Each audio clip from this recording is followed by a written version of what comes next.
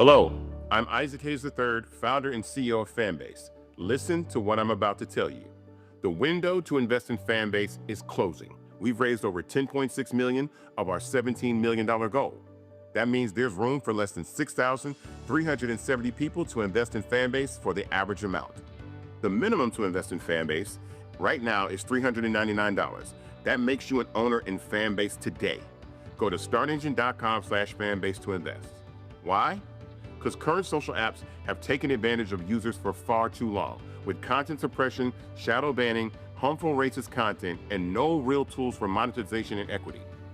Fanbase has over 1.4 million users and counting, allowing anyone to reach all their following and monetize their content from day one. Social media is the new TV, and whoever owns the apps that distribute that content have the opportunity to own potential billion-dollar companies. While big platforms with uncertain futures are failing to serve their users, Fanbase is stepping up to fill the gap. Don't wait until it's too late. Invest now, invest for yourself and your future. Go to startengine.com/fanbase and own the next generation of social media.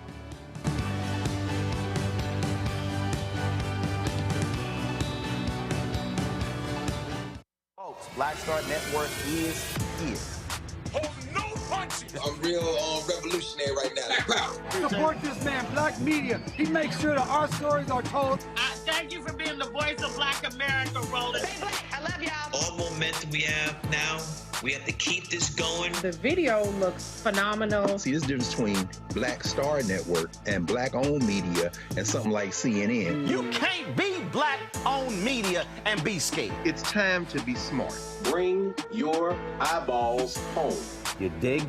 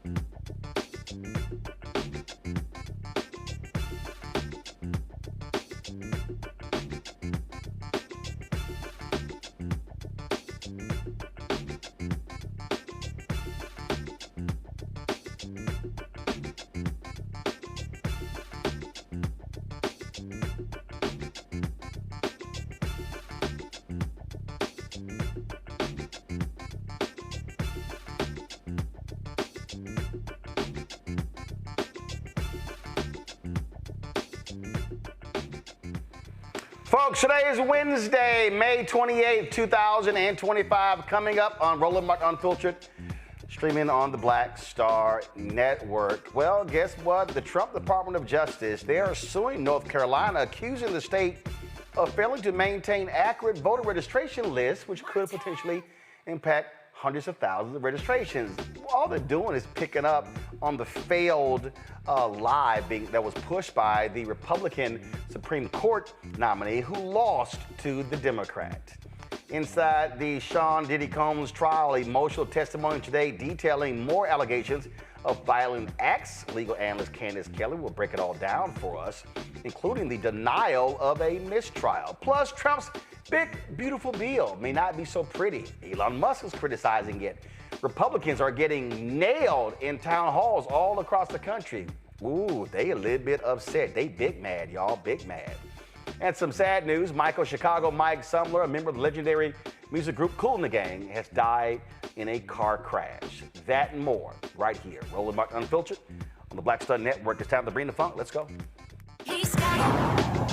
Whatever the miss, he's on it. Whatever it is, he's got the scoop, the fact, the find. And when it breaks, he's right on time and it's rolling. Best believe he's knowing.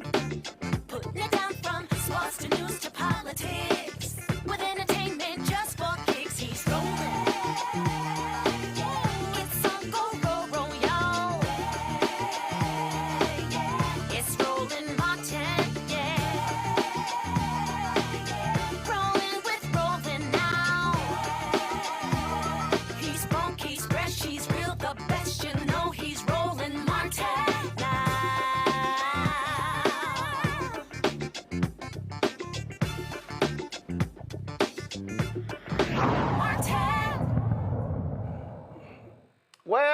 Trump's Department of Justice, they don't give a damn about actually the regular, ordinary people when it comes to voting lawsuits. They are shutting down those that impact black and brown people. But now they're taking up a lie that was being pushed by a Republican Supreme Court nominee. You know, he lost after 6 months. He lost to Supreme Court Justice Allison Riggs. Now they are filing a lawsuit against the state of North Carolina, the State Board of Elections, alleging that officials failed to maintain accurate voter registration records for potentially hundreds of thousands of voters, a lot of them veterans. The suit alleges the board violated the Federal Help America Vote Act by registering voters without collecting required identifying information, such as a driver's license number or the last 4 digits of a social security number on forms used statewide since 2004.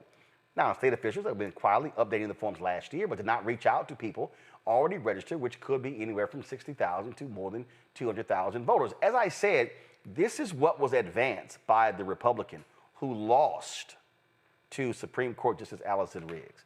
So he lost by 734 votes. So only in his race, he wanted to invalidate some 65,000 voters. A lot of them, y'all, are veterans who vote overseas. He lost. He had to concede the race.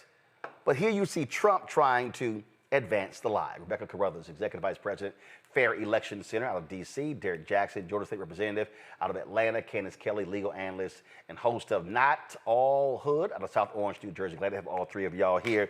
So this is beyond pathetic, Rebecca. And again, this is them pushing the lie that this Republican in North Carolina failed on. He kept losing, and now they're trying to take up his cause. You know what, Roland, what makes this even more ridiculous is that the voting rights section of the DOJ has been largely gutted, so it's hardly anyone left over there. And so of all cases to bring, this is the first case that this administration is bringing.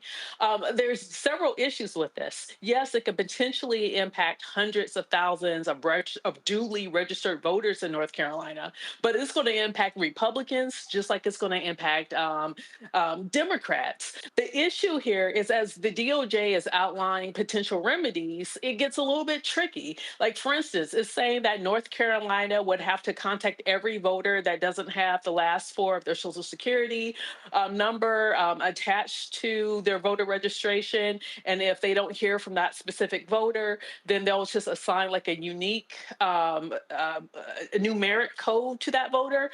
So it's still unclear exactly what the DOJ wants North Carolina to do.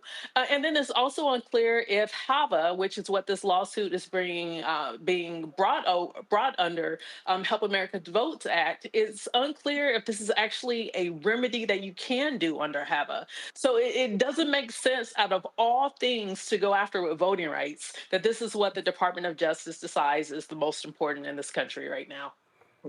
Yeah, I mean, it's very clear, and Derek, what they're trying to do is they are trying to pick up the mantle of the failure of this Republican, and they want to target, they want to shave off voters. Look, you're in Georgia. Y'all have had to deal with Raffensperger and Kemp wiping folks off the rolls. I mean, they want to shrink the electorate because they say it makes it easier for them to win. Yeah, Roland, you're exactly right. I mean, especially when you think about Georgia, North Carolina, Florida, these 11 Southern Confederate states, since the Supreme Court back in July of 2013 removed Section 5, that pre-clearance requirement, these 11 states went to work. Georgia kicked things off with Senate Bill 202, a 98-page document that makes it harder for Black and brown people to vote, especially women, especially military, especially seniors, especially college students. They went specifically at these groups, Roland, because they lost in 2020. And then this is the same party that continued to proliferate a lie of 2020. And so it just, as Rebecca stated, it is ridiculous on its face for them to say the system is broke when they lose, but it's okay when they win. You can't have it both ways. And so let's do the right thing. Let's pass the John Lewis Voting Rights Act. something that's going to make it fair for everyone, but you won't see them do that because that's not what they want. As it was already stated, the Department of Justice is not about doing the right work to make sure all citizens vote, Roland. This is another way for them to flood the zone, to distract us, because there's no there. And here in Georgia, our challenge right now, next month, they're talking about removing about 500,000 Georgians off the voting poll. It makes no sense. And so these are the kind of things we got to fight against, and make sure we stand up and speak out against as they continue to try to disenfranchise the voters. It's real clear, and they don't give a damn about regular, ordinary people. Candace, they don't care about black people. They don't care about their votes being screwed over, shutting down voting locations. This is about white conservatives. This is about them winning more races. This is what this is all about, pure and simple. Right. And of all the things that they should be focusing in on in 2025, this is what they're going after, just like Rebecca said. I think the other thing is the effect of this, like Rebecca said too, it's going to be something that's quite the opposite of what they had intended, kind of like DEI. Yeah, it affected mostly white women. Now we're looking at this, it's going to be affect the Republican base also. And then we're talking about due process rights here, right? If you have somebody that is not given a fair opportunity and is duly informed about what is wrong with their voting record in the process that they didn't even know about, you have to give some time. The Civil Rights Division is talking about 30 days to try to correct some of this in some way, shape, or form. But you can't go through a process, especially when it comes to voting rights, and we know how important that is, and just rip these types of rights away before you give a person the opportunity to correct it. They didn't even know that that was a problem. In other words, it wasn't even the fault of the voters. So there are a whole lot of issues that need to be addressed here. But certainly this is something that's not just going to affect Black Democrats. It's going to affect everybody. And I think that is something that the Republicans are being very blind to. Oh, absolutely. And it's abundantly clear. So people just need to understand, just like we talked about with these cases of black folks, motorists being shot and killed by cops, we are not going to get anything from these idiots in Trump's Department of Justice. That the crazy woman over the Civil Rights Division, that fool, that black MAGA fool, Leo Terrell, they don't give a damn about the voting rights of black people. So I'm just letting y'all know it ain't gonna happen. So just understand, prepare yourself, that ain't gonna happen. All right, gotta go to a break. We come back. More on the show. We're gonna talk the Diddy trial. Also, I'm gonna show y'all how Donald Trump and the Republicans want to play black people. And guess what? Some of it's effective. Donald Trump has pardoned. He's pardoned big-time Chicago gang leader Larry Hoover. But he ain't getting out of prison. I'm going to break it all down for you. You're watching Roland Martin Unfiltered right here on the Black Star Network. This week on A Balanced Life, we are talking about the many women and female role models that play an integral role in our lives, from helping to boost our self-esteem to checking us when we get out of line. These women deserve their flowers for helping us to become who we are today. The women in my lives who have just impacted me so much have challenged me. They're women who made me want to live right and love right. That's all next on A Balanced Life here on Black Star Network. Now streaming on the Black Star Network. In France, me and Tony, and accidentally went to the Louvre, right? I had never been, and I saw a side door. And we got off the little bus. I said, come on, Tony, let's go to the Louvre. I mean, I'm just like, let's go to the Louvre, right? We're here. This black girl is at the door with this white guy, black African girl. And she says, oh my gosh, Vanessa Bell Calloway. And I'm like this, you know me? And come to find out we were at the wrong door. But she said, I'm gonna let you just go in here. But I was in Paris, France. Mm-hmm. And that shocked me. She knew my name, she knew me. She knew my movie. Mm-hmm. You know, so it's like, you just gotta, they say, build and they will come. Put it out there, people will find it, they will come.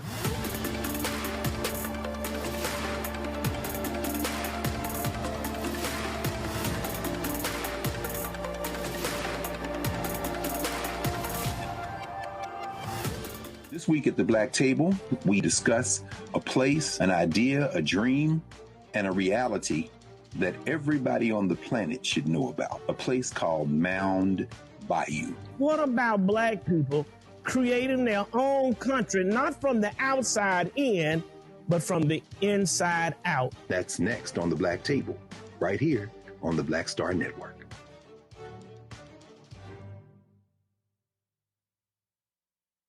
This week on The Other Side of Change. We're talking sinners, we're talking the Met Gala, we are talking about Black and Asian solidarity just in time for AAPI Heritage Month, and we're talking with our brilliant friend Malavika Cannon. Nothing about these alliances is necessarily natural, except for the fact that we all are people who are trying to stay safe. Tune in only on The Other Side of Change on the Black Star Network.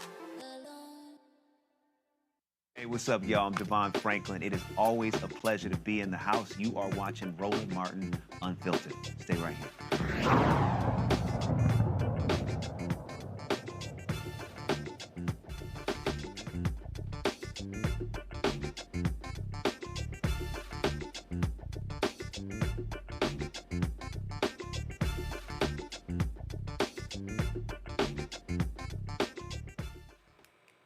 All right, folks. There's an idiot sitting in the Oval Office. It ain't even close. An absolute idiot. So today, y'all, I saw this and I just thought it was just too hilarious. So a reporter decides to ask the grifter in chief, who is really stupid when it comes to tariffs, what the conservative Wall Street Journal said. And let me help y'all out. The Wall Street Journal is a conservative Republican newspaper. They've always been about Republican policies. It is owned by Rupert Murdoch, who owns the New York Post and Fox News.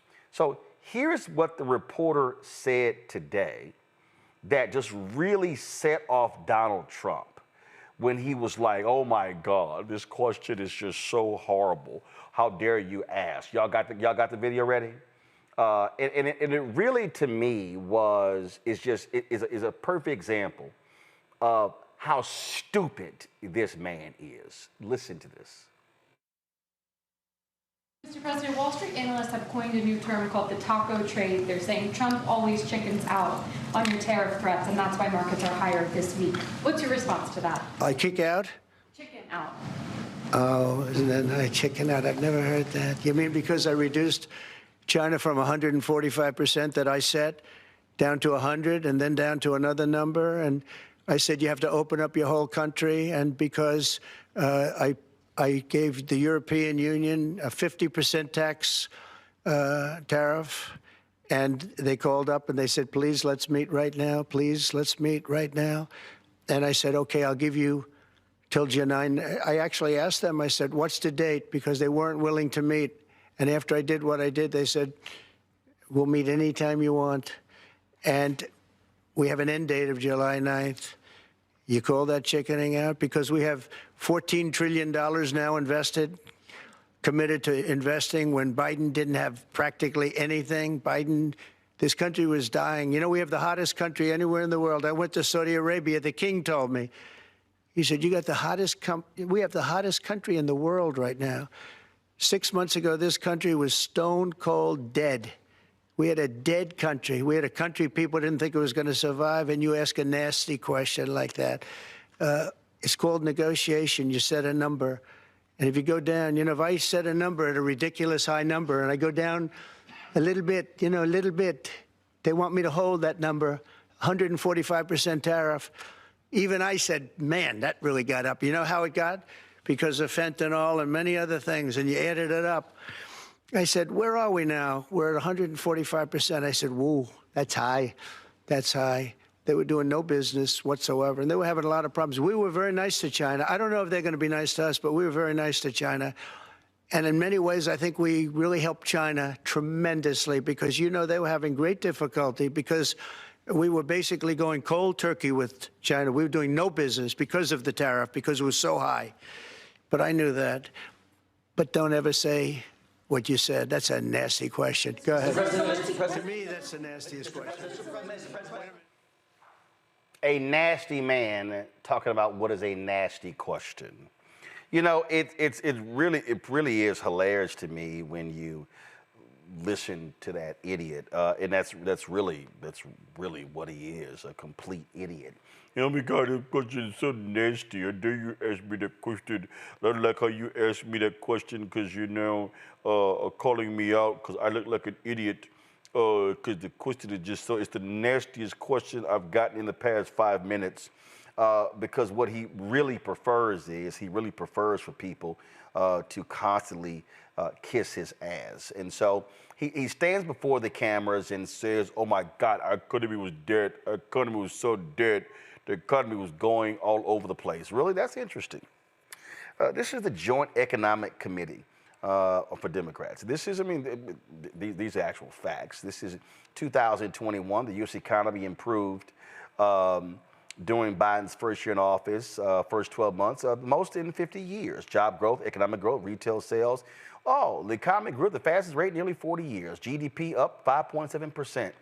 Look at these numbers. Look at that right there. Let's see here. 5.7% on the far right.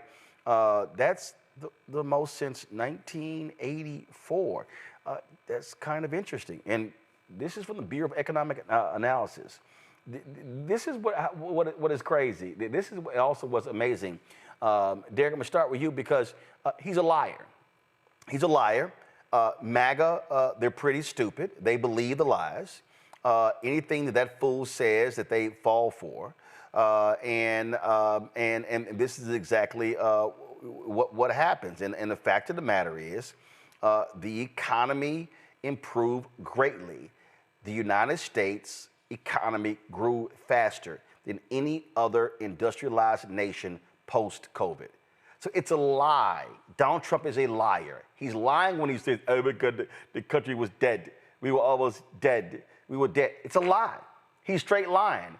And this is where, if you're a reporter, you should say, well, I'm sorry, you're incorrect because the economy grew at the fastest rate of any other industrialized country. See, they won't do that. So what they do is, and the same thing happens when you see the people go on. I said the other day when Speaker Mike Johnson goes on with Jake Tapper and he asked him about that crypto dinner. Well, I don't know. I was really busy last week, with the House bill. I didn't hear about any of this. Really? You didn't hear about any of this? And then it will allow them to go on and lie. No, you got to shut the lies down. You know, Roland, again, this is the liar in chief. Right? I mean, someone has a tally thus far, I think documented like 31,000 lies since this dude been in office the first time, 31,000. But here's the bottom line to the essence of your point. Facts and data be damned. They don't care about facts and data. They know 6 months ago the headlines of our economy. Strong, right? Financially solvent. The stock market was a runaway freight train, a bull, if you will. But now the headlines are saying potential recession. The CBO office is saying that this tax cut bill will negatively impact Medicaid, Medicare, and Social Security. It will reduce the solvency of Social Security. The CBO also says that this is going to increase our national debt, another $4.5 trillion.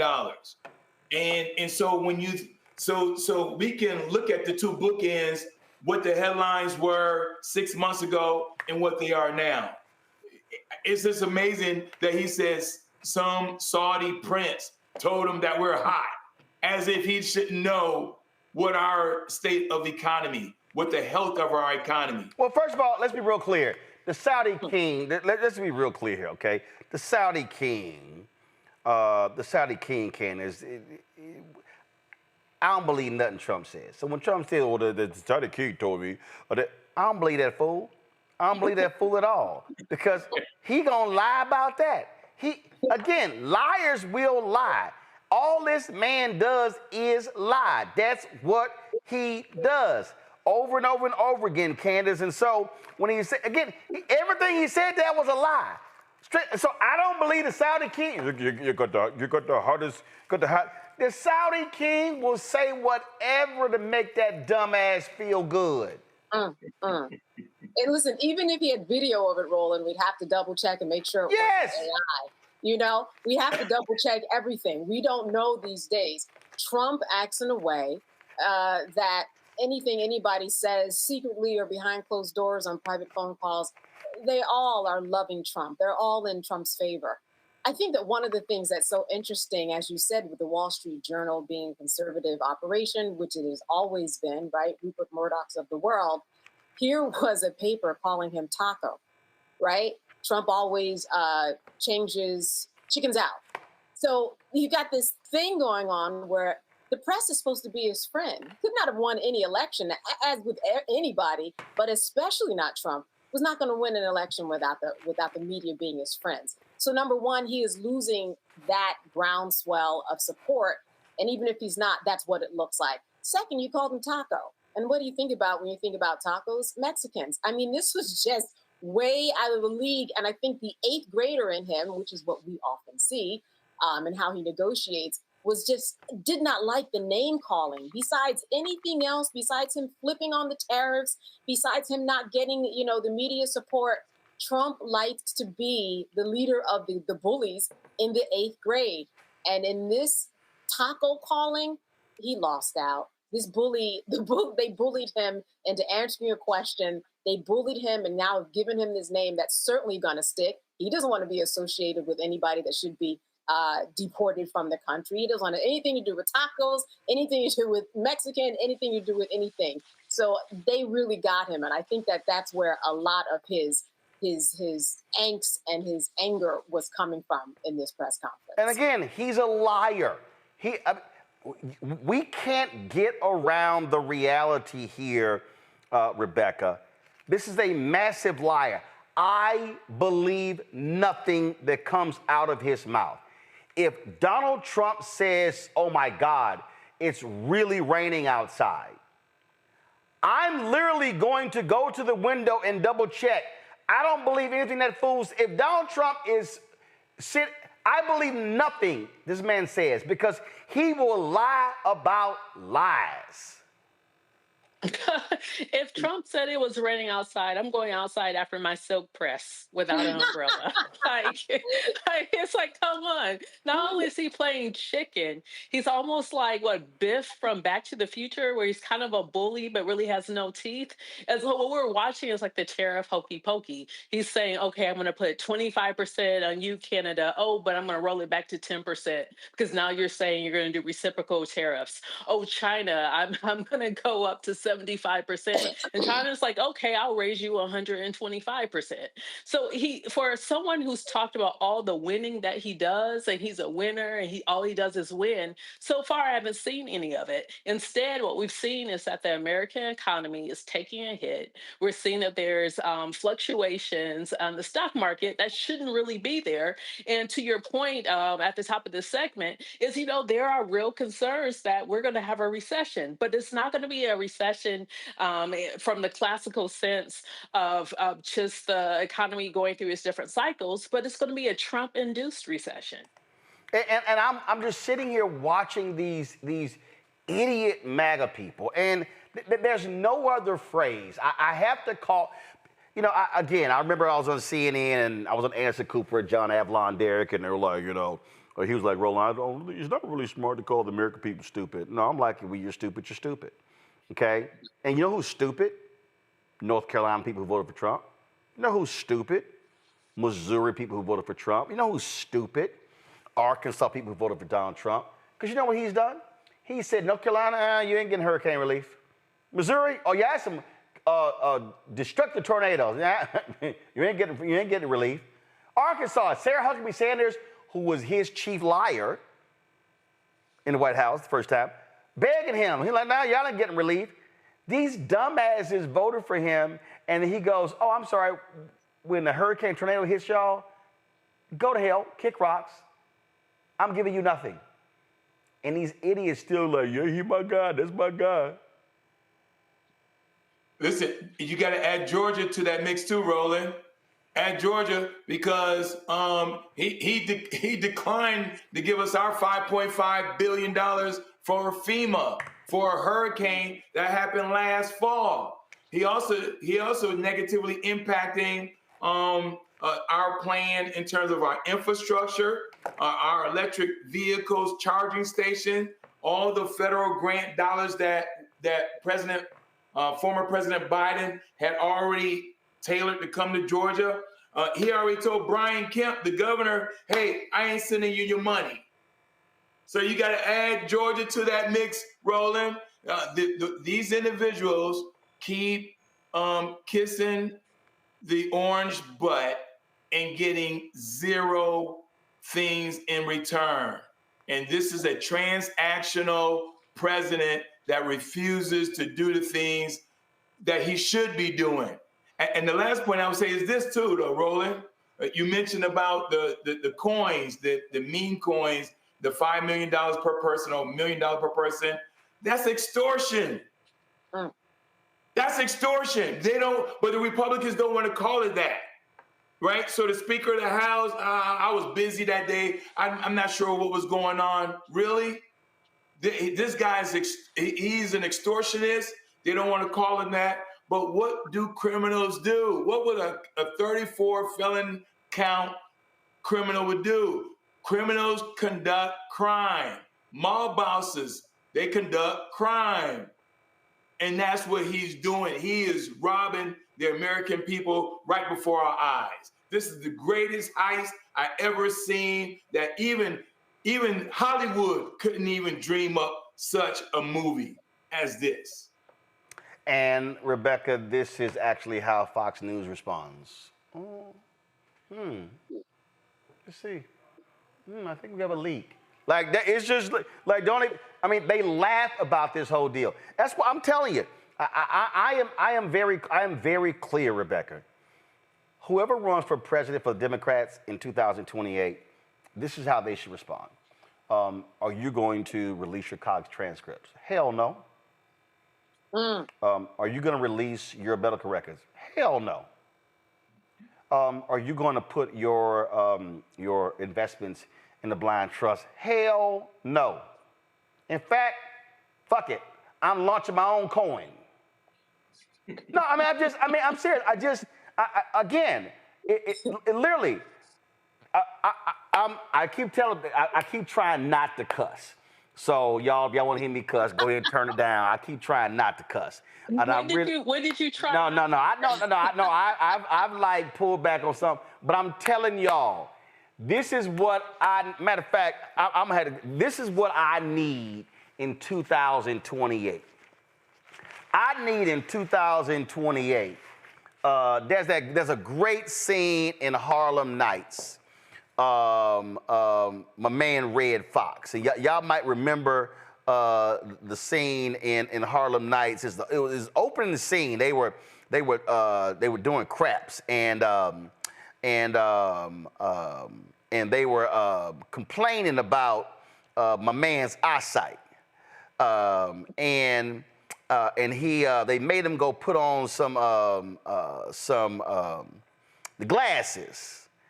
And then he came back, and man, they were sitting here razzing my man, talking about my man, dissing just giving him hell. And finally, Red Fox just got tired of them sitting here messing with him. He just got tired. And the character was Benny. Y'all remember Benny? And again, they were just sitting here and just dogging my man. And he was like, you know what? I'm really getting tired of y'all sitting here dogging me by my glasses. And I never forget, he gave the best response to his haters. And this should be the response of any DM running in 2028 when people start asking them to do some stuff they never asked Donald Trump. Go to my iPad, Anthony. Enjoy the game, gentlemen. Fuck y'all. That should be it right there. Man, fuck y'all. I'm serious. I mean, because again, there's no advantage playing by the rules. If you are a Democrat, you are literally playing by a set of rules, standards that Republicans.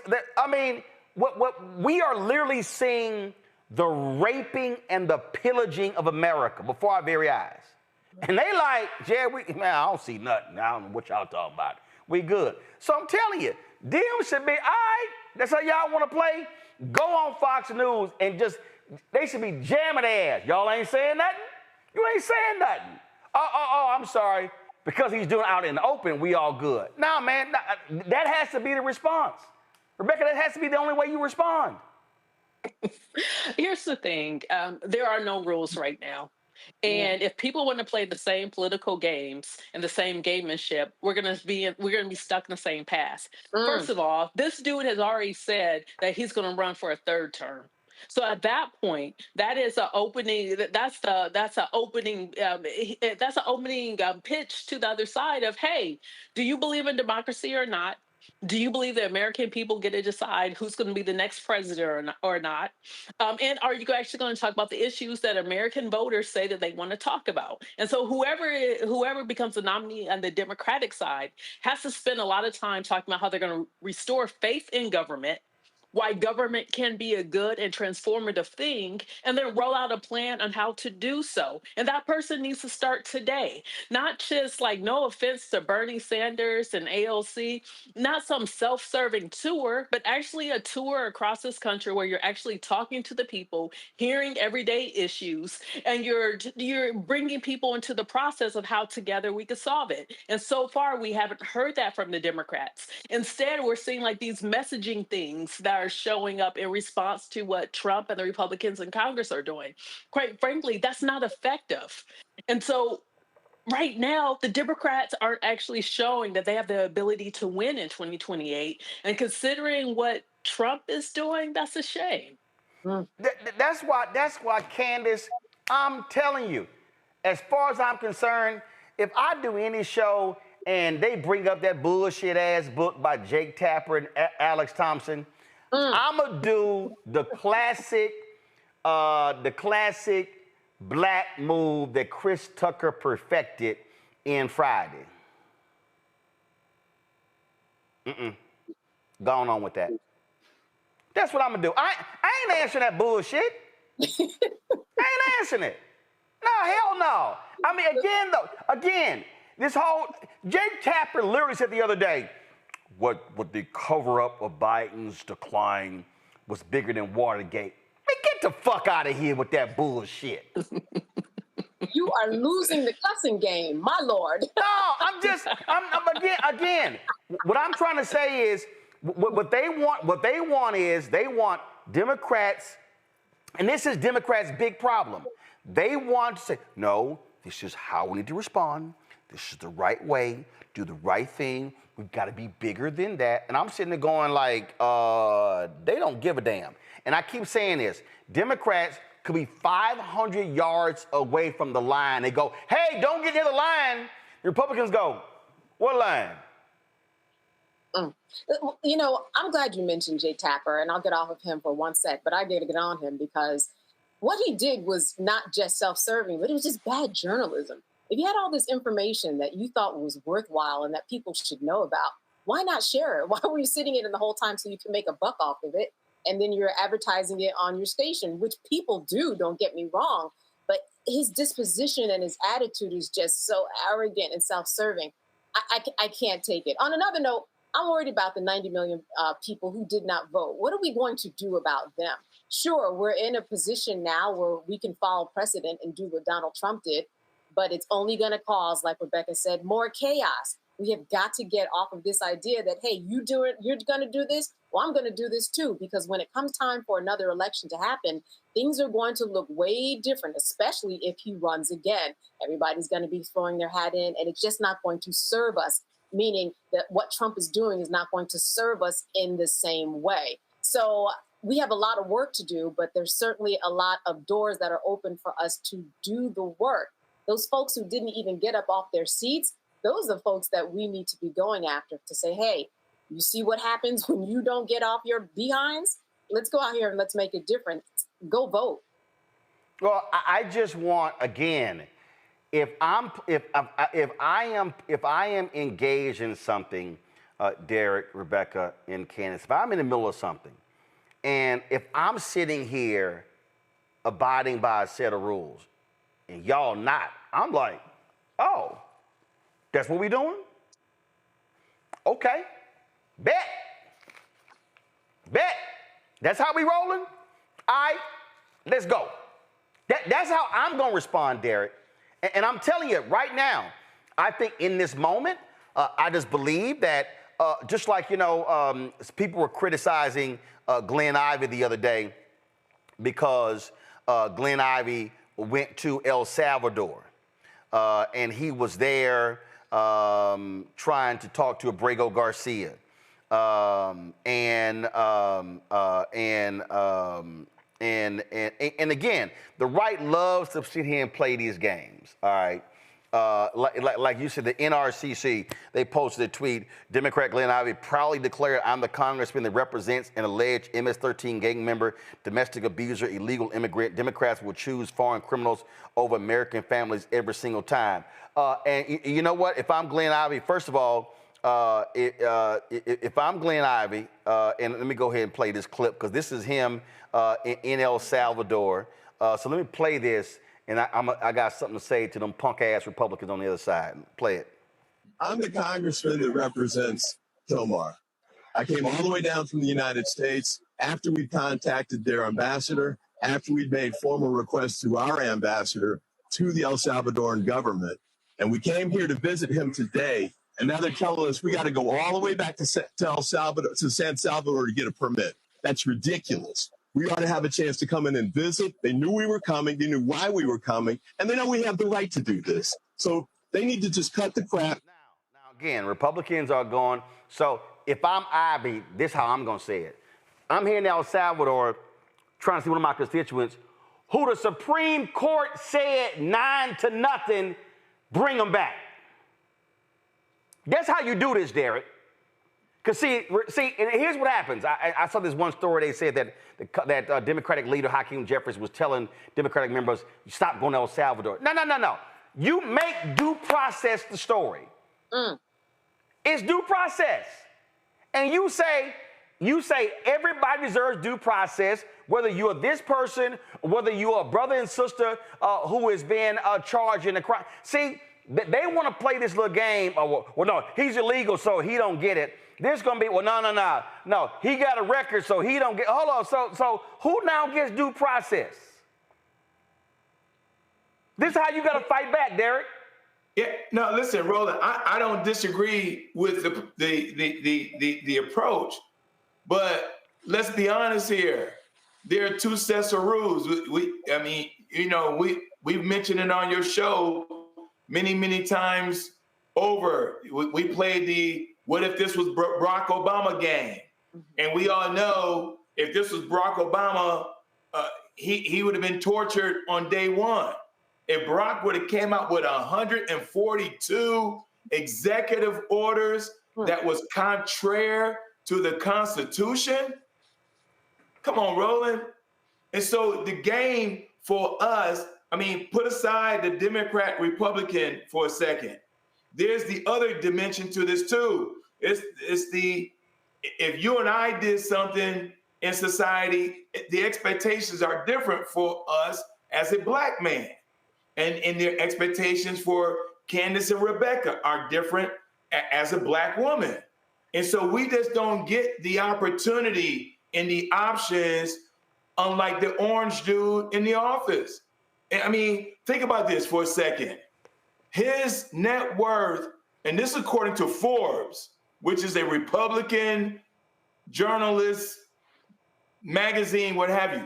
They said his net worth in 110 days has more than doubled, Roland. If that would have been Michelle Obama and Barack Obama, the media, Jake Tapper and everybody else, MSNBC, everybody would have been like, oh, that's wrong. That's unpresidential. And this and that and the other. And so I'm not disagreeing that when you fight a bully, you punch him in the mouth. You punch a bully in the mouth. But when the dust settles, there are two sets of rules, and how we navigate those rules, even to due process, is different. I know we're going to talk about it later on your show about Diddy. Everybody's saying, well, hey, if you just released the Christie personalities that were in jail because they embezzled $35 million, and he just let them out because somebody gave him $1 million. Come on, Roland. Again, I'm just like, I don't have time to play games with these people. This is where you got to go hard, Rebecca. You can't play by a set of rules that no longer exist. And as I say, if you're going to swing, swing. Yeah, I mean, no one on this panel could even be the orange man. You know why? Derek, Candace, and I refuse to be mediocre. What we're seeing is someone's mediocre who's constantly failed up, and we see a party around him that are complicit. Like what Derek was saying, if this was Barack Obama, if this was Michelle Obama, if this was Barack Obama, not only, so what the Democrats actually would have done, they would have tried to remove him. They probably would have tried to seek out the 25th Amendment to remove him and declare him incompetent, unfit for the office. I don't even think Congress would have had to actually do an impeachment and a removal process. But here's the other tricky thing about Trump. And to Derek's point about Trump's alleged fortune has doubled since he started his second term. The thing about Trump is Trump has never actually made anything. He was never really a businessman. He licensed his image and his likeness and put it on buildings, right? That's not really someone who actually generates and inserts things into the economy. I wouldn't be surprised when this is all said and done if future Trump generations are bankrupt, because I'm not buying it. Like there's like, when you think about all of the foreign governments and all of the foreign actors that have their hands in his pocket, they're allegedly moving money into his coffers, it comes with a price. And mediocre Trump, I don't think it's going to be able to deliver what's going to be asked of him. Like, I know right now we're watching this person who has the bully pulpit of the presidency. He is the president. I still don't think this is going to end well for him. Like when you play with mobsters and you pretend to be a mobster, if you're not able to follow through, you're going to get that mobster. You're going to get that mobster death. They don't, Candace, they don't care as long as they rape and pillage the company. I don't know if y'all saw this story in the Wall Street Journal. And again, if you want to understand the raping and pillaging that goes on, let me pull this up and understand how absolutely positively corrupt these people are, and they don't give a damn. And again, and they do so much corrupt shit, Candace, that they do so much. Like they do so much corrupt stuff. It's not even every day. It's not even every 12 hours. It's not even every 6 hours. It's like literally on the hour, constant corrupt shit that they don't care. Here's a perfect example. The Wall Street Journal does this exclusive story. Again, the right-wing Wall Street Journal. Elon Musk tried to block Sam Altman's big AI deal in the Middle East. Musk warned that Trump wouldn't bless OpenAI data center project unless his ex-AI company was added. So basically, Elon's like, yo, I control that pimp. I'm his pimp. So let me just put, Elon Musk is saying, I am Donald Trump's pimp. And I'm going to pimp slap his ass if he don't do what I want to do. So guess what, Sam Altman? Y'all can't work this corner. Y'all got to cut me in. And guess what? Me being the pimp, I'm going to sick Trump on y'all to make sure I get my cut. That's what he's trying to do to the African countries, forcing Starlink. He is the pimp. Elon Musk is leading Trump around. You gonna do my bidding, and you gonna get me deals. And then Trump is saying to Elon, "Yes, daddy. Yes, daddy." Well, this is how I look at it. Whenever you have an issue like this, whether it's business, whether it's a presidency, whether it's due process, over the past centuries, we've gone to the Supreme Court to find an answer. Now that the Supreme Court seems as if it has no backbone, or seems as if nobody is regarding what a 9-0 decision would mean, I really think it's incumbent upon the Supreme Court to say, we've got some unprecedented actions. We need an unprecedented response. Everything in our history has always been determined or been massaged in the rule of law. Ultimately, up to the United States, the Supreme Court of the land that trumps everything. It's going to trump a state law, federal law. The Supreme Court is that apex that everybody listens to. I just want to know what they're doing. Even if we're talking about Elon Musk, for somebody to fight back, you would do that in the courts. You would do that in some type of antitrust law. But we know that even if anything does hit the courts, he's going to win. He's been fighting Sam Altman for years. He's been fighting everybody in that space that he wants to dominate for years. And all he needs to do is, give Trump a call or just put his hand up. They probably have some signal that, you're going to do what I want to do. We've got to fix this court system because there's no way that talking about it or just simply legislating about it, and that it has to go up to the Supreme Court, the law of the land. And that's where I think the biggest fault is. How are you going to have a 9-0 decision? Do you know how unique that is? We all do on this panel, and it be absolutely disregarded. Why hasn't there been an uproar over that? Why haven't we heard legislators talk about that? Why haven't we heard even the Supreme Court say, why am I even getting up to work every day if the decisions that I'm making on this bench aren't going to be listened to by anybody? That makes no sense. Why would you go to work if you were making cars and all the cars that you made don't work? That makes no sense. There's a problem. Yeah, and it is broken. So I just think that, I would love to hear from somebody in that world to figure out what's going on so that their law trickles down. Yeah, but they ain't trying to do all that. All right, y'all. Not yet. They're the one that created the Frankenstein. Let's see if they have any guts. All right, I'm going to go to break. We come back. We're going to get an update on what happens today in the Sean Diddy Combs trial. Folks, don't forget, support the work that we do. Join our Bring the Funk fan club. If you want to, our goal is to get 20,000 of our fans contributing on average $50 each a year. That's $4.19 a month, 13 cents a day. If you want to support us via Cash App, use the Stripe QR code. That's this right here on the screen. You can also, of course, go to blackstarnetwork.com, RolandMartinUnfiltered.com to actually see it, get it as well. Check your money orders, make it payable to Roland Martin Unfiltered. Send it to P.O. Box 57196, Washington, D.C. 2003 7-0196. PayPal's R Martin Unfiltered, Venmo RM Unfiltered, Zelle Roland at RolandSMartin.com, Roland at RolandMartinUnfiltered.com. We'll be right back.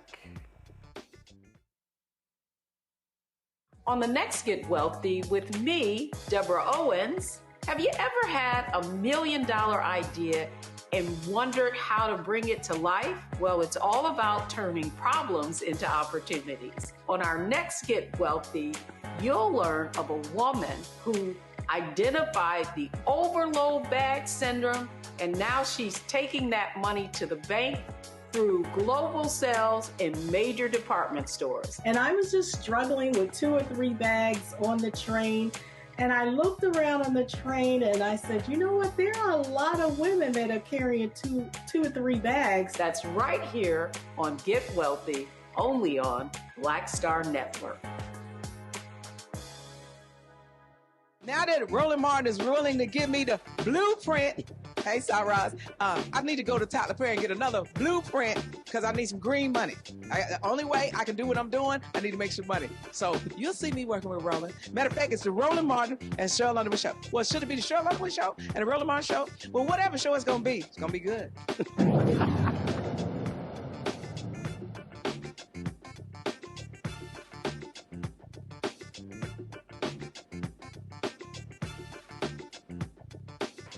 All right, folks, more wild testimony today in the federal trial of Sean Diddy Combs in New York City. Candace Kelly, legal analyst, what happened? Let's talk about this mistrial, and let's talk about LAPD officer Christopher Ignacio. He's the one who arrived at the scene when Kid Cudi said that somebody broke into his home. He ran a license, because he saw a car, a black SUV Cadillac that was there, ran the license. It belonged to who? It belonged to Bad Boy. So that was a connecting of the dots of a revelation. But I think more importantly, when we talk about the mistrial or the mistrial that was asked for and denied, there was an arson investigator by the name of Lance Jimenez.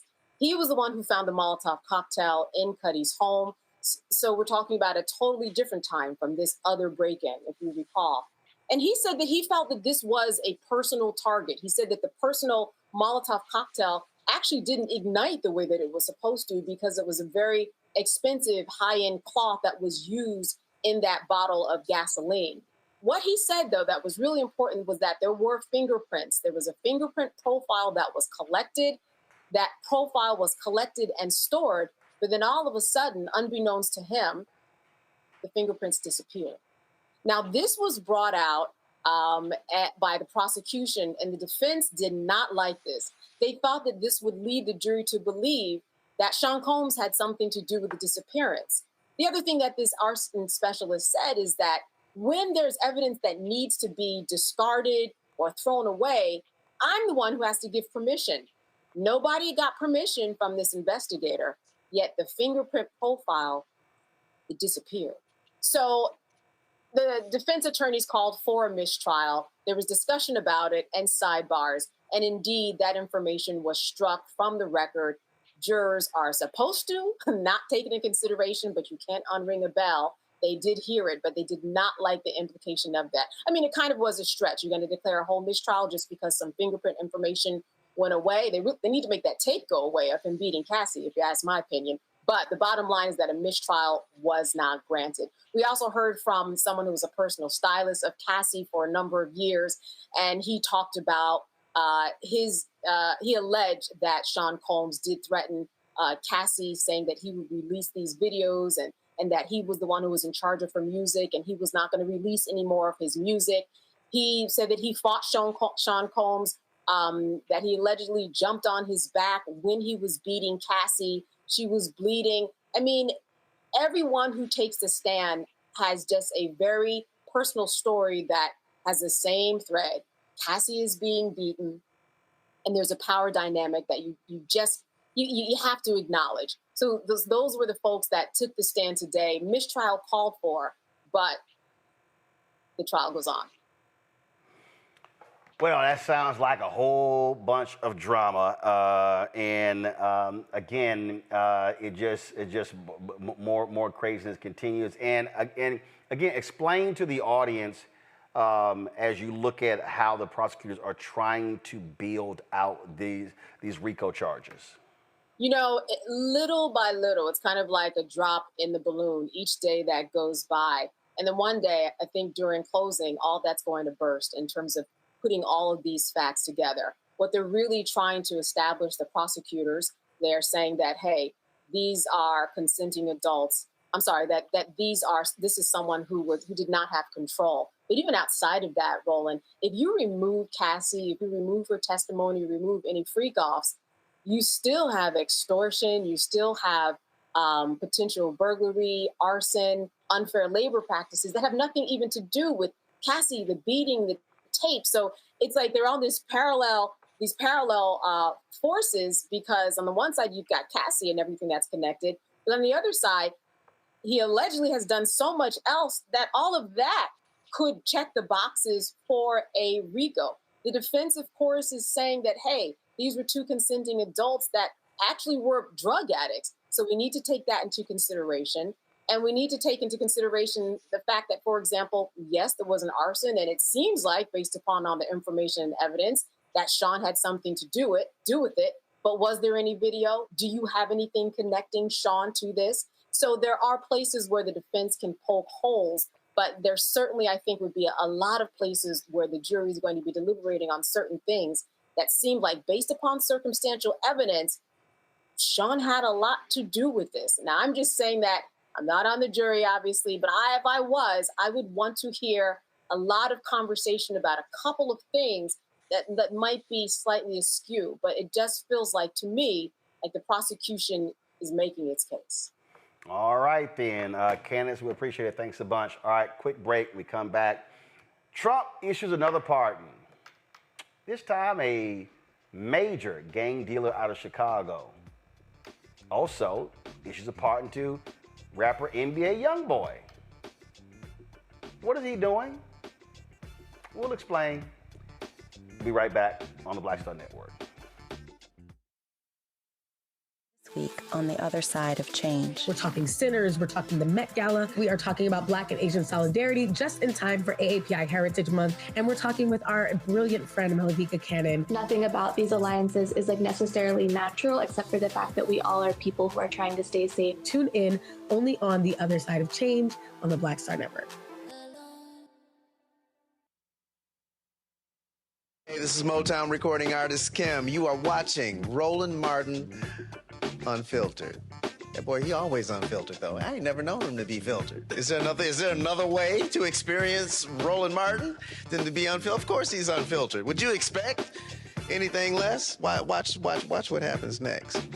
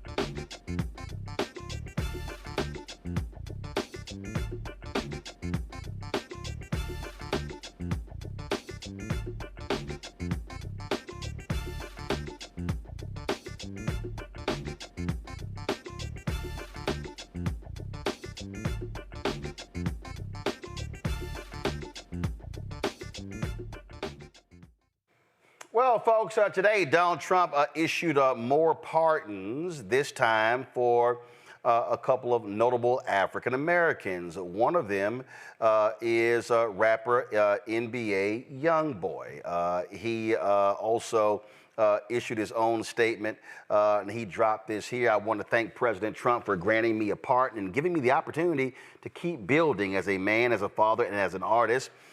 This moment means a lot. It opens the door to a future I've worked hard for. I'm fully prepared to step into this. Big thanks to the pardon czar, Miss Alice Marie Johnson, for fighting for second chances for so many people, and to my lawyer, and to Brittany K. Barnett for being in my corner.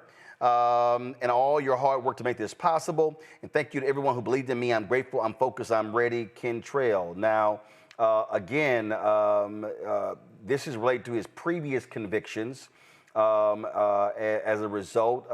And he also, of course, is in the middle of going on tour. He faced a variety of legal issues, including gun possession charges. That was one of the things that the Baton Rouge rapper was facing. Now, let's now talk about Larry Hoover. Now, Larry Hoover, well-known Chicago gangster, led the Gangster Disciples, also a drug kingpin. This is the Chicago Sun-Times. It's on their front page. President Trump commutes drug kingpin Larry Hoover's federal prison sentence. Hoover and David Barksdale created the Gangster Disciples in the late 1960s, ruling as King Larry and King David until Barksdale was killed in 1974. Now, the White House didn't explain why he was granted the commutation. He said, but the story says, but Hoover attorney Justin Moore said Trump commuted Hoover's sentence to time served. He still faces essentially life in prison on a state murder conviction. And then Justin Moore says, we did what so many said was impossible. We got Larry Hoover out of federal prison. Now, as the story notes, Hoover still has a state court murder sentence to serve, and Illinois prison officials have previously said he'd likely serve it in the federal system. And then it says right here, the news comes 8 months after U.S. District Judge John Blakey heard a mercy bid from Hoover. The judge challenged Hoover's attorneys during that hearing, asking how many murders is he responsible for. Hoover's lawyers ultimately responded by asking the judge to disqualify himself from the case. Blakely hasn't ruled in the months since. So the story says Hoover was convicted of murder after a trial in December 1973, and a judge sentenced him to 150 to 200 years in state prison.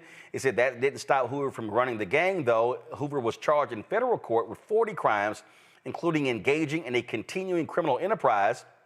He was found guilty on May 9th, 1997.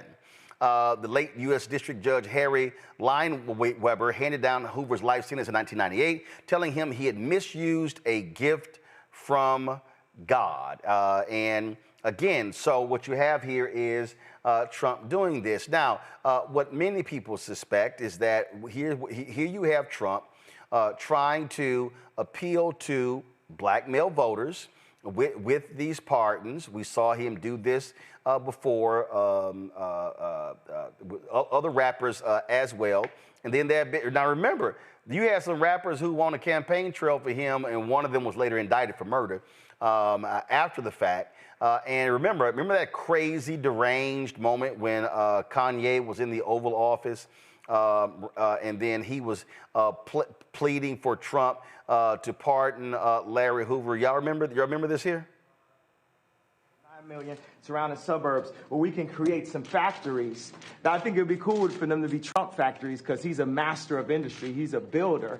And I think it would be cool to have Yeezy ideation centers, which would be a mix of education that empowers people and gives them modern information. Like sometimes people say, this kid has ADD, this kid has ADD. He don't have ADD, school is boring. It was boring, it's not as exciting as this. We have to make it more exciting, we have to mix curriculums. You play basketball while you're doing math. You learn about music while you meditate in the morning. We have to instate mental health and art programs back into the city. So those are, and also Larry Hoover is an example of a man that was turning his life around. And as soon as he tried to turn his life around, they hit him with 6 life sentences. So I believe you say don't tear down the statues. Larry Hoover is a living statue. He's a beacon for us that needs to see his family, that needs to go out and represent. When you have a block leader on every single block, they can own the block as their own. That's something I learned from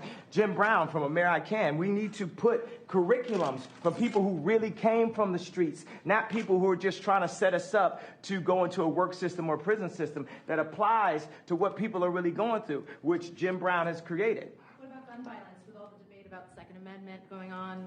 The problem is illegal guns.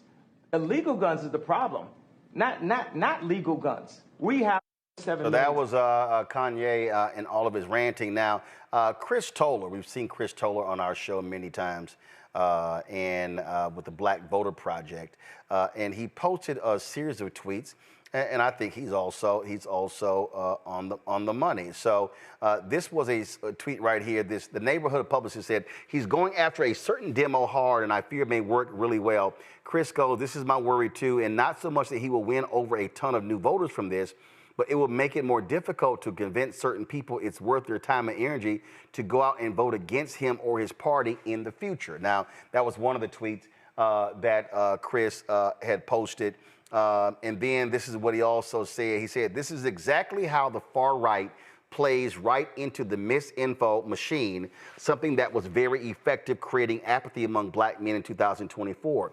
Unless JB, that's the governor of Illinois, commutes his state sentence, Hoover isn't set free, but the media narrative is all about Trump's move to free a black man. Here's the reality here, and I'll start with you, Candace.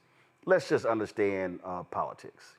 And there were people who were calling for Obama to commute Larry Hoover's federal sentence. There were people who were calling for Biden to do it as well. And the reality is, if either one of them had commuted the federal sentence of Larry Hoover, Fox News, Conservative Talk Radio, Steve Bannon, all the blogs, Obama, Biden let out thug, drug kingpin, murdering Larry Hoover. Those would be the headlines. They would. But as you mentioned, what he did was really inconsequential. Why? Because he still has state charges, and that's what he's going to be serving.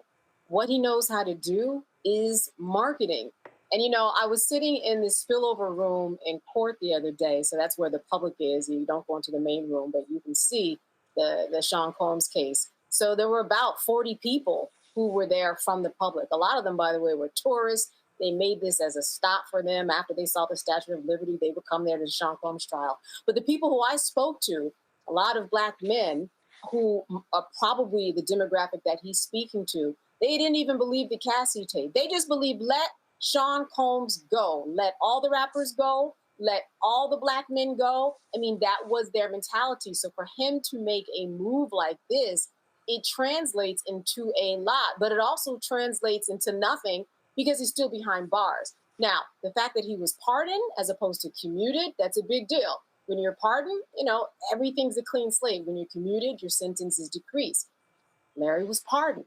That speaks volumes. Well, again, the story. So the problem, the White House hasn't talked about it. So, they say that he commuted his life sentence. That's what the Chicago Sun-Times story.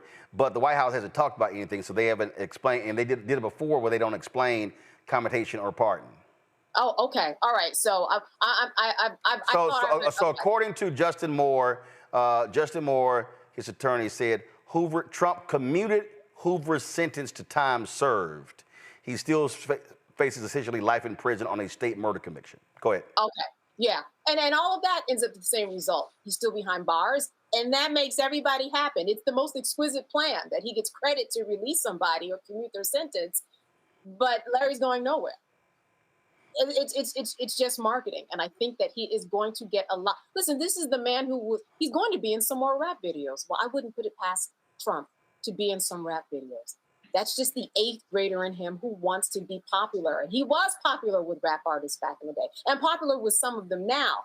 But he's making sure that, again, I just see an 8th grade guy when I think about how he functions and wants to interact with people. And he's trying to work on being that popular guy, and he gained some points here.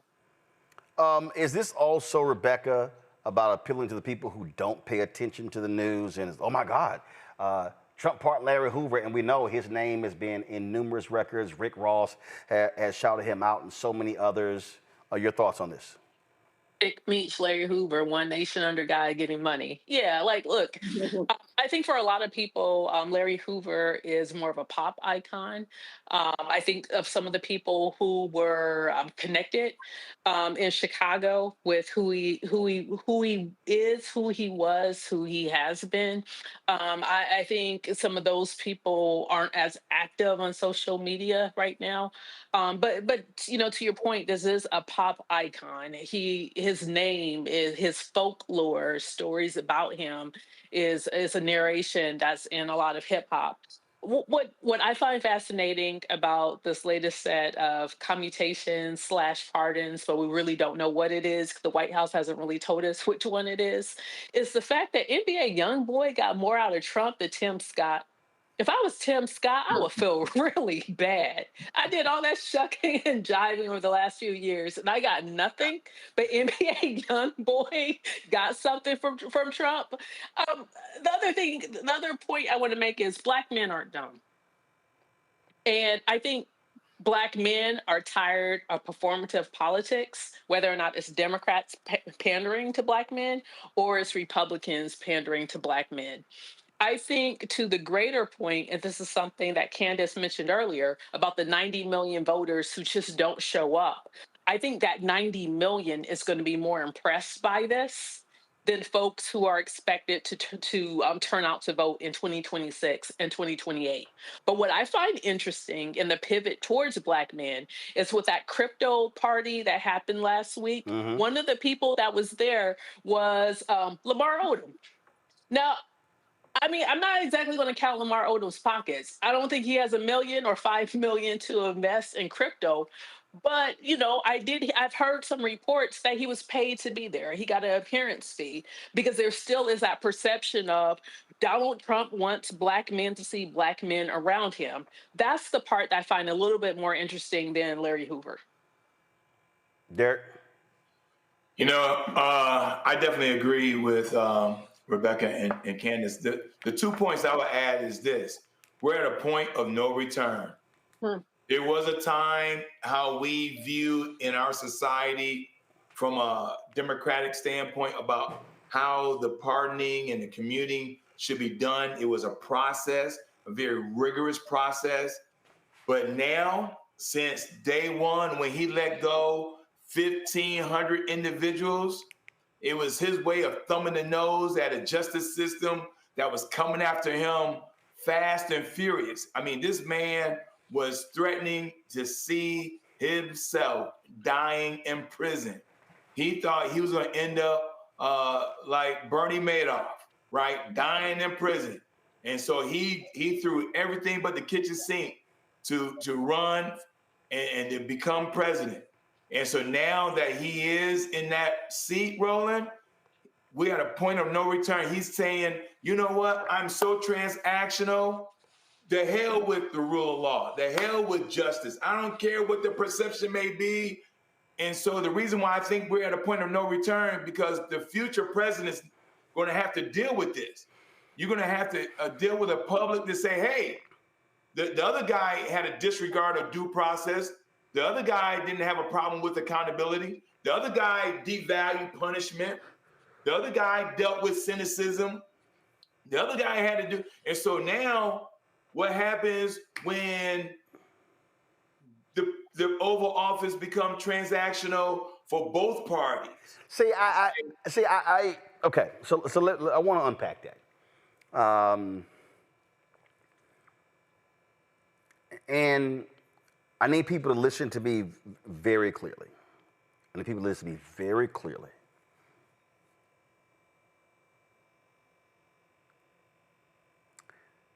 Even when Obama was there, one of the critiques that I had is that I felt that President Obama played it too safe. And what I often argue is that the presidency holds tremendous power. And what we've had are individuals who know about the power, but have been unwilling to maximize the power. And there have been instances where I believe that it was too safe. Take these pardons. Derek is right. This whole idea of a process. I can tell you, up until I visited the White House Friday before the inauguration, and there were battles going on inside of the White House regarding pardons. Pardons for former Congressman Jesse Jackson Jr., pardons for former Congressman Jefferson out of New Orleans, pardon for Marilyn Mosby. I was told that Biden drew a red line for what he deemed public official corruption. That was his red line. That's why he issued those pardons. I disagree with him, especially on Marilyn Mosby. That pardon should have been granted. I thought it was BS that she was convicted for using her own money. But I believe the problem, and I said this earlier, and I wasn't joking when I said that Democrats play too nice. It's like what's artificial. 2010, I was fed up watching how Obama was responding to Republicans and even some Democrats. This is what I wrote for CNN.com. Anthony, go to my iPad. Time for Obama to go gangster on GOP. And this is what I said. Civil rights activist Fan Lou Hamer made famous the phrase, "I'm sick and tired of being sick and tired." For me, I'm sick and tired of Democrats having power and being unwilling to use it. I've always respected Republicans when they had power because they were willing to use it and maybe apologize later. I then talked about Obama watching Republicans block many of his appointments, and now he says he made it clear to them that he will, quote, consider, unquote, making some when the U.S. Senate goes into recess. Quote, one senator, as you are all aware, had put a hold on every single nominee that we had put forward due to a dispute over a couple of earmarks in his state. In our meeting, I asked the congressional leadership to put a stop to these holes in which nominees for critical jobs are denied a vote for months. Surely we can set aside partisanship and do what's traditionally been done to confirm these nominations. If the Senate does not act, and I made this very clear, if the Senate does not act to confirm these nominees, I will consider making several recess appointments during the upcoming recess because we can't afford to allow politics to stand in the way of a well-functioning government. I write, this is where the president needs to show his toughness and just do it. Forget threats. The actions of Senator Richard Shelby and other Republican obstructionists will continue if President Obama allows them to run roughshod over him. When you're the top dog, you do what you have to do to govern. Allowing Republican senators to continue to deny your appointments is nonsense. If all of them choose to support a filibuster, then you take it to the American people and show the obstructionists for what they are. You get your grassroots movement fired up to stand up and do something. The political right used its base to go after Democrats who blocked appointments to the federal bench and other positions. Why not be just as aggressive? And if there are members of your own party who stand in the way, such as Senator Ben Nelson, then you also blast them and make them pay for acting so foolishly. This president got rolled by the Senate over health care. His team made some boneheaded mistakes, and now they are paying for them.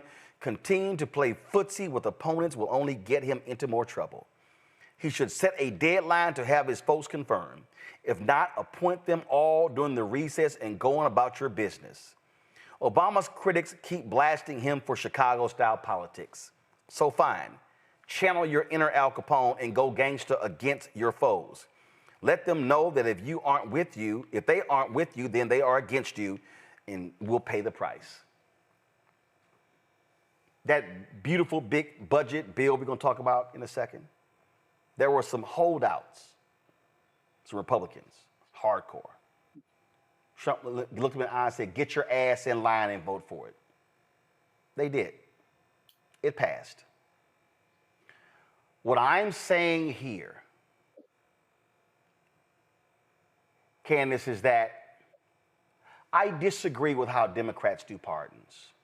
We're going to wait till the end of the year. We're going to issue all of them around Christmas like it's a gift. No! The power is literally with the president. The president can issue a pardon or a commutation anytime, any day. Damn it, do it. And let me be real clear. Fuck Fox News. Fuck conservative media. They're going to criticize you anyway. So you do it. And if they say, why don't you do it? Because I'm the president. See, again, this to me is when you play a game with folk and you don't let it be known, I am the president, yo ass deal with it. And if y'all want to swing, let's swing. Recess appointments, hell yeah, do it. I'm not threatening you. The moment y'all hit that damn gavel in recess, appointment. Boom, boom, boom. Don't play games with me, I'm going to do it again. At some point, and here's the other thing, whether they want to own it or not, this is actually one of the reasons why a lot of people didn't vote for them last time. Because they are responding to strength. And let me be real clear. Donald Trump is a thug. Donald Trump is a misfit. Donald Trump is a shameful, despicable human being. What he is doing is maximizing the office of the president to its full potential. I think, frankly, he's breaking the law as well, but the Supreme Court gave him a get out of free jail card. But this is where, if you're Democrats, damn y'all rules. Again, if a Democrat wins in 28, I'm not waiting for that once a year part and stuff. I'm gonna drop it now, move the hell on. But you know what they do? Once a year, and then the media they pick it apart. Republicans criticize, then some Democrats. Look at all the Democrats. Look at all them whiny ass Democrats, Candace, who bitched and moaned because Biden issued preemptive pardons for his family and others. And the fact of the matter is, he was right. This asshole would have investigated every single one of them. They would have ran up multi-million-dollar legal bills, and that's and that's why Biden did it, and he should have actually done it. Now, the other thing, when you talk about timing and doing it just at one part of the year because, it's a gift of some sort, when it's really the right that a president has at all times during his presidency, is that you throw people off. You get these pardons in all throughout the year where a lot of people aren't paying attention because we are trained to look at pardons at a certain part of the year. So again, this is just breaking rules with power that you actually do have. You are right in that the Democrats have to play it a lot differently and exert their power in a different way, to a point, of course, where it's legal. But this is one of those things where you can push the envelope a little bit. And it's something that, listen, he's using effectively and using it as a campaign strategy, right? For someone who's trying to get votes if he, hopefully in his estimation, runs again. So it's all strategy, it's all marketing. But when it comes to these pardons, it is indeed power that he has that we are so much more tight-fisted with, and it doesn't serve us good. And Rebecca, remember, President George W. Bush commuted the sentence of Scooter Libby, who unveiled the name of a CIA operative. But remember, people got to remember that Dick Cheney was mad as hell because Bush did not give a full pardon. And people were really upset by that. Libby still had to pay the $250,000 fine, still stay on probation for 2 years, and that's how he did it. Well, guess what? Trump is issuing these pardons, and these people who he's letting off, there are fines that have been imposed. I think the number's approaching $100 million, Rebecca, that these people don't even have to pay back. So there were victims of part of these crimes. He's like, nah, y'all ain't got to pay the money back. Don't worry about it. Don't worry about it. We good.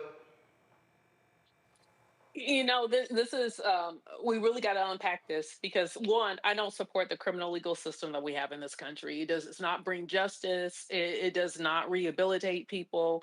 And I don't think it's working. I think it's failing.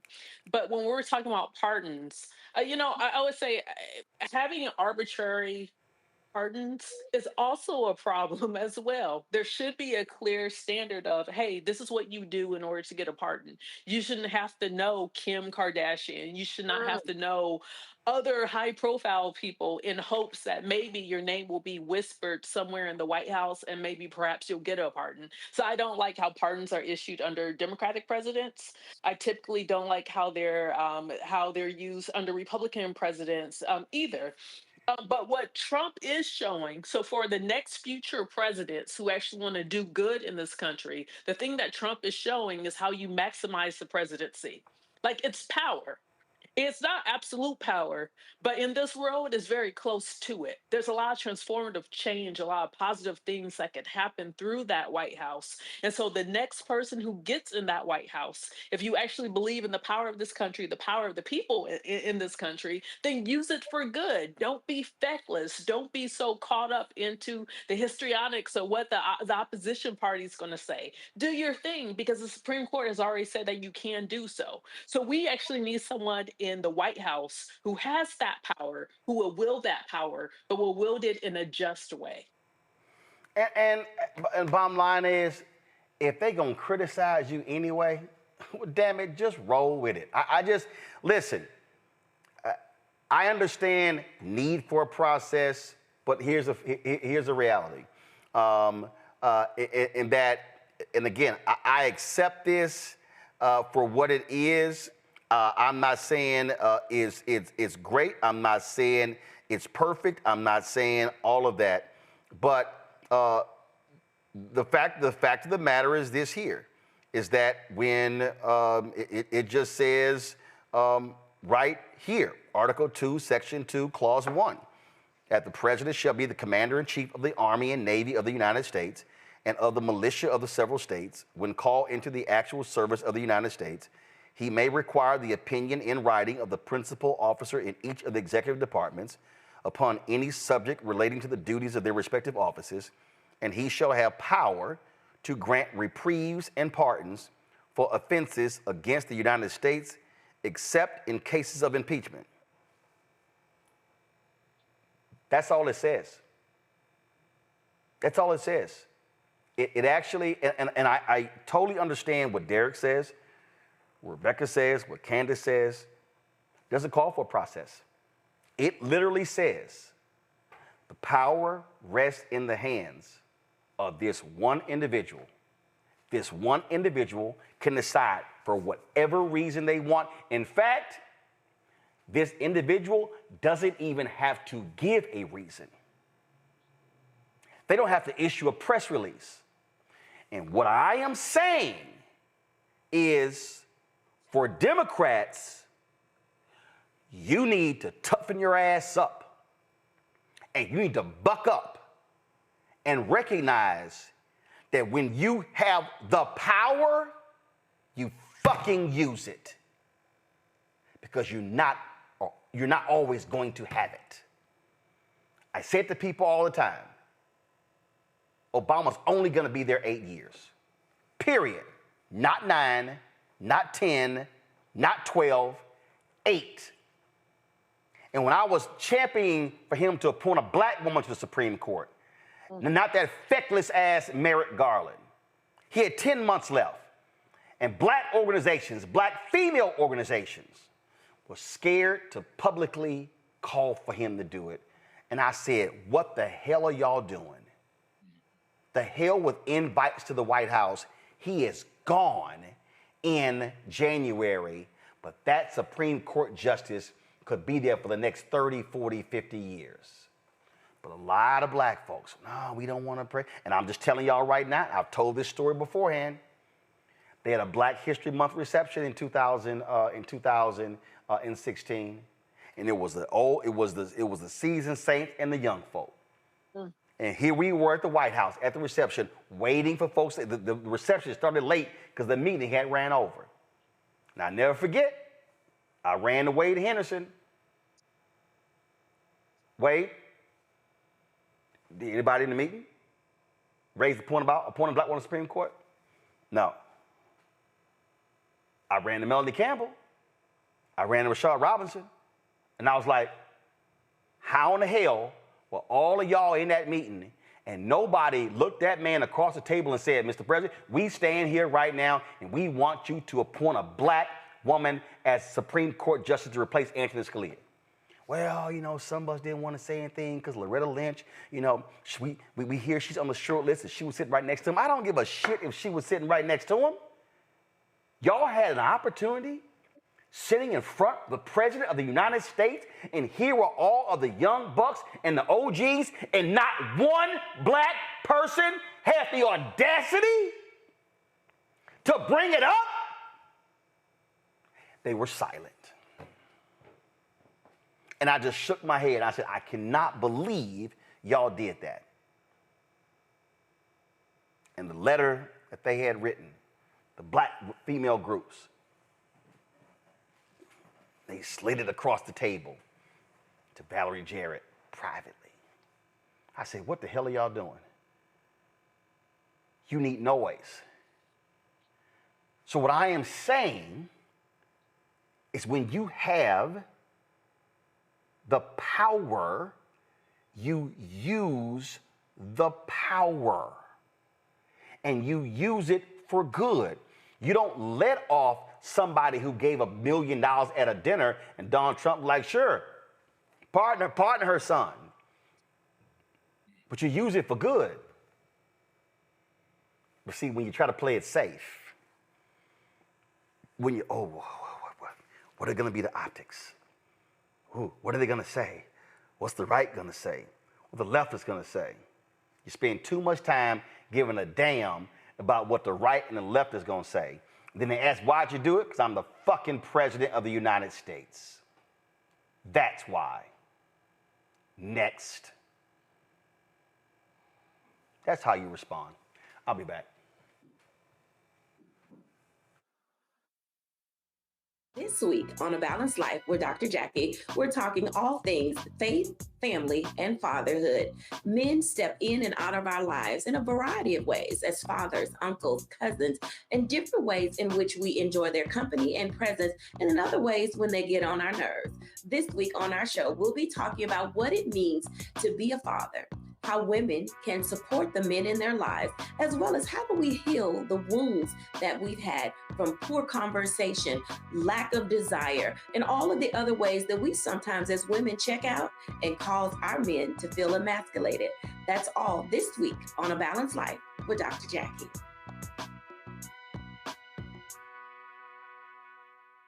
Coming soon to the Black Star Network. Let's go. Truth Talks is the fastest growing show about pop culture, and now we're exclusively on our own channel. Go ahead, say it, man. Attention! We're back. We gotta stop letting this slide. Bigger and stronger than ever. I mean, I just have questions. Season 2 is reloading May 26th at 8 p.m. Eastern Time. What's up? With new hosts. Let me tell you what damn time it is. And big celebrity surprises. Kiss my behind. It's Oprah Winfrey. Subscribe today at Truth Talks Live. Give black people what they need, and we'll show them for you. And don't miss out on all the upcoming viral moments. Simulcasting weeknights at 8 p.m. on Roland Martin Unfiltered and Black Star Network and Truth Talks Live. I'll see you there. On the next Get Wealthy with me, Deborah Owens, have you ever had $1 million idea and wondered how to bring it to life? Well, it's all about turning problems into opportunities. On our next Get Wealthy, you'll learn of a woman who identified the overload bag syndrome, and now she's taking that money to the bank through global sales in major department stores. And I was just struggling with 2 or 3 bags on the train. And I looked around on the train and I said, you know what? There are a lot of women that are carrying two or 3 bags. That's right here on Get Wealthy, only on Black Star Network. Hatred on the streets, a horrific scene, a white nationalist rally that descended into deadly violence.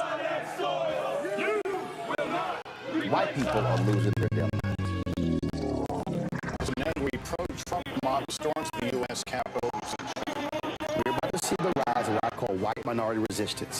We have seen white folks in this country who simply cannot tolerate black folks voting. I think what we're seeing is the inevitable result of violent denial. This is part of American history. Every time that people of color have made progress, whether real or symbolic, there has been what Carol Anderson at Emory University calls white rage as a backlash. This is the rise of the Proud Boys and the Boogaloo Boys. America, there's going to be more of this. Here's all the Proud Boys, Dave. This country is getting increasingly racist in its behaviors and its attitudes because of the fear of white people. The fear that they're taking our jobs, they're taking our resources, they're taking our women. This is white fear.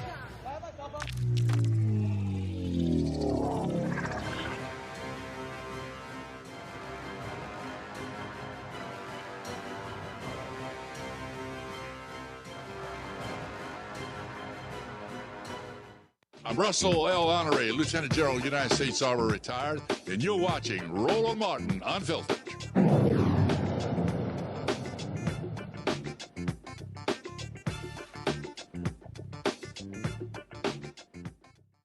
Oh, they're calling it the big, beautiful bill. But guess what? People are not happy at all. They are lighting these Republicans up. Watch.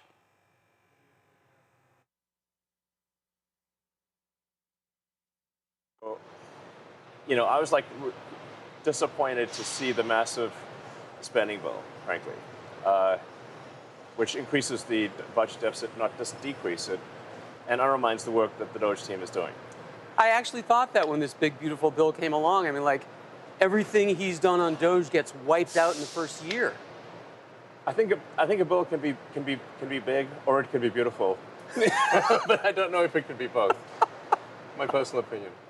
It has been hilarious, literally watching these people get roasted in these town halls. I'm going to pull up one in a moment, Rebecca. It was just, they're getting blasted. I saw this one video that I thought was just lovely, man. This one Democrat rep, man, she just destroyed James Comey by asking him to read portions of the bill, and he could not even read portions of the bill. And one thing he was claiming, she was kind of like, no, that ain't what it says. Nope, that's not quite what it says. And the fact of the matter is, he hadn't even read the bill himself. And again, she was just, I was just sitting, I was cracking up laughing. She was eating in his ass. Watch this. Chairman, as I read it, your bill is giving the congressional authority to the executive to do it without Congress. No, that's not true. Can you You're misinterpreting the bill. Can you please point us to the language in the bill that retains Congress's authority? It requires a privileged resolution in Congress. Can you please point us to the page and the line number that requires congressional consent for reorganization of the federal government?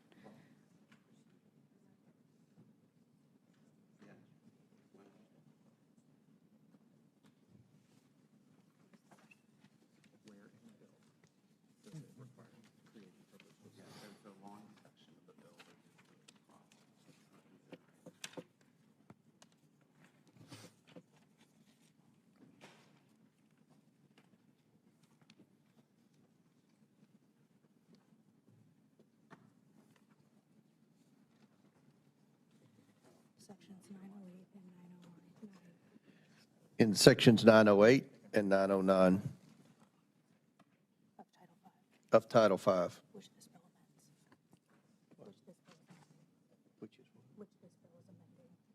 I'm sorry, Mr. Chairman. Section 908 says striking December 31st, 1985. Can you please refer to the language that retains Congress's authority under the United States Constitution to rein in the executive to stop it from eliminating unnecessary duties, reducing federal employees, amending rules and regulations, and eliminating executive departments, agencies, independent establishments, offices, or officers of the executive branch.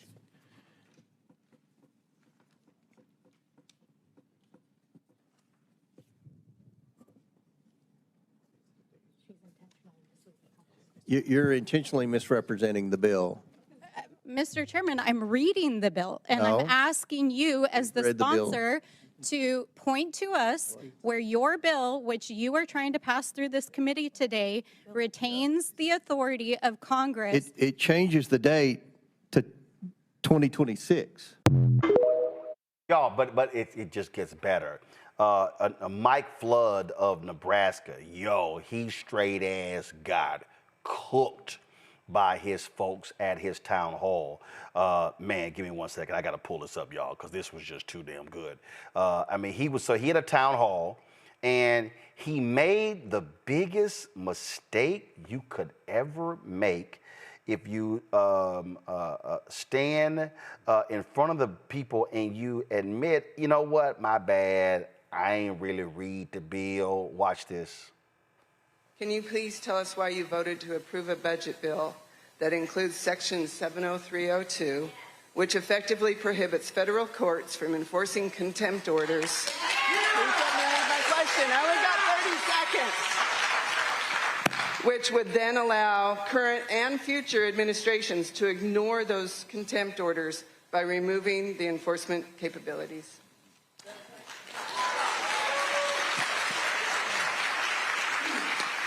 I do not agree with that section that was added to that bill. This provision was unknown to me when I voted for the bill. Okay, next question. Next. unknown to you, so you voted for a bill that you did not. Why? Really? You didn't admit it? Here's more.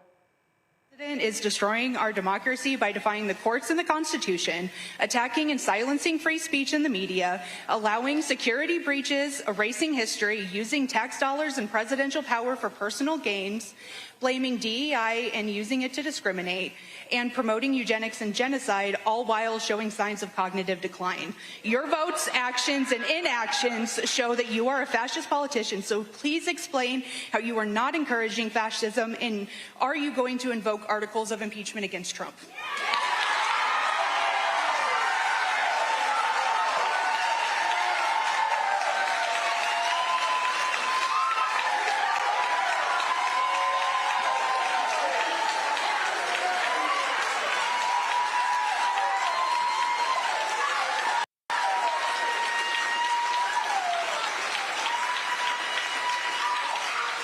I get that you get an applause line when you call me a fascist, but I'm not. I am not a fascist, but you are somebody who ain't read your own damn bill. This is why they're not trying to have town halls, Derek. They don't want that heat. They don't want that heat. Especially when you go, I didn't read the bill. Right. They can't face the music, Roland. I mean, folks are starting to wake up. See, they all thought when they were voting on November 5th of last year that this dude would just, all his Project 2025 was just going to negatively impact us. And now what they're discovering is that this is going to impact all of us, to include them. I mean, listen, yes, this bill is big. It is. Beautiful, it is not. That 1,000 pages, I mean, I get it, right? Not everyone will read the bill. They may have their staffers, Roland, you know this, going to synthesize the information and give them 2 or 3 paragraph summary. They don't read it. Now they're being called out because citizens are going line by line because they realize this is going to hurt them so much as it relates to Medicaid, Medicare, Social Security. And then here's the thing, Roland, for your listening audience. When government revenue declines due to tax cuts, here's the little dirty secret. That's less money available for those crucial things that we all demand. Public investments like infrastructure, public education, research and development, environmental protection. So FEMA's going to go away. They're going to be going after the meteorologists. They're going to fire 400 of them. So we won't get a heads up when the hurricane and tornadoes are coming. So when folks like, yes, tax cuts, we want that.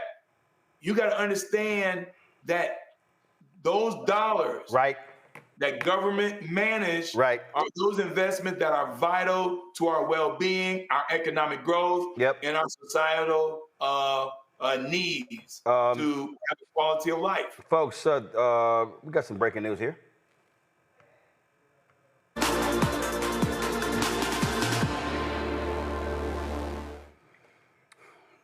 Well, guess what? A federal judge has ruled that Donald Trump broke the law when it came to the 1977 International Emergency Economic Powers Act. And so you remember all those Liberation Day tariffs he announced?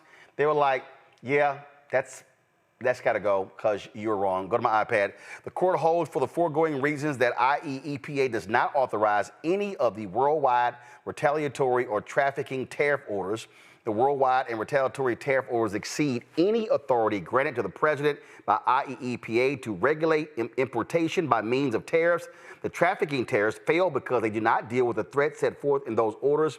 This conclusion entitles plaintiffs to judgment as a matter of law, as the court further finds no genuine dispute as to any material fact. Summary judgment will enter against the United States. The challenged tariff orders will be vacated and their operation permanently enjoined. This is a three-judge panel That's a huge ruling, Candace. And again, the video that I showed you of that Democratic Congresswoman challenging James Comer, like, dude, y'all don't just turn the authority that's granted to Congress to the president. He kept sitting there arguing, oh, he can do this, declaring that the economy was a national emergency, and they're like, no, it wasn't. And not only that, but when we look at this and everything that he's put in place, this essentially wipes out everything. Now, the question is, will it be followed? The question is he going to do something to try to trump what they already put in place? Because look what happened to the Supreme Court. I think that kind of rests in the back of everybody's mind. But for today, in this moment of breaking news, essentially what they're saying is that everything that he's put in place is wiped clean. Rebecca, he stayed losing when it came to losing in 2020, and his ass losing a lot with these federal judges. What's really important to point out, we do talk about the Supreme Court often, but remember, the federal judiciary is largely comprised, in the last 10 years, the majority of folks have been appointed, have not been Trump appointees. So there are pro-democracy, pro-voting rights, pro-quote-unquote rule of law judges that are on the federal bench all across the country. And one thing that we are noticing in this presidency is that Trump is losing when he has to go to the federal courts. When he's going to the Supreme Court, it's been a mixed bag.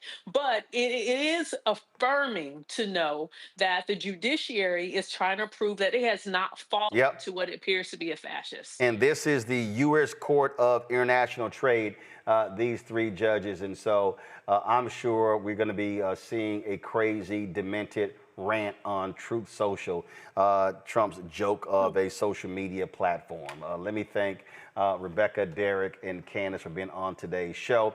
We appreciate it, folks. Thank you so very much. Don't forget, support what we do. A couple of minutes, folks. Truth Talks comes up. Support the work that we do by joining our Bring the Funk fan club. You want to give via Cash App, use the Stripe QR code. You see it right here. Send your check and money order. Come on, guys, let's go. Thank you very much. That's the Stripe QR code for Cash App. Check and money order. Make it payable to Roland Martin Unfiltered. Send it to P.O. Box 57196, Washington, D.C. 2003 7-0196. PayPal, R. Martin Unfiltered. Venmo, RM Unfiltered. Zelle, Roland at RolandSMartin.com. Roland at RolandMartinUnfiltered.com. Download the Black Star Network app, Apple phone, Android phone, Apple TV, Android TV, Roku, Amazon Fire TV, Xbox One, Samsung Smart TV. Be sure to get a copy of my book, White Fear, How the Browning of America is Making White Folks Lose Their Minds, available at bookstores nationwide. Be sure to get the audio version I read on Audible. Also, of course, get our Black Star Network Roland Martin Unfiltered gear, our swag, get our newest shirts. Of course, don't blame me, but for the black woman, go to rolandmartin.creator-spring.com, rolandmartin.creator-spring.com for your shirts and things along those lines. If you have ordered some stuff, you have not gotten it, send us an email so we can work on that as well. Don't forget, also, shop the black-owned products that we have right here on the shop blackstarnetwork.com. So go to our marketplace to support those products. Shop blackstarnetwork.com, and don't forget, support the app Fanbase. Download it. You can also, of course, contribute if you want to invest in it. More information at startengine.com/fanbase. Startengine.com/fanbase. And so, all these things, what you can do, of course, also we got some great things going. So if you want to support, again, our shows, you're supporting this show, you're supporting also all the other shows we have right here on the Black Star Network. All right, folks, now it's time for the season 2, episode 3 of the show, Truth Talks. I'll see y'all tomorrow right here. Holla! Black Star Network is here. Oh, no punch! I'm real revolutionary right now. Thank you for being the voice of Black America. All momentum we have now, we have to keep this going. The video looks phenomenal. See, there's a difference between Black Star Network and black-owned media and something like CNN. You can't be black-owned media and be scared. It's time to be smart. Bring your eyeballs home. You dig?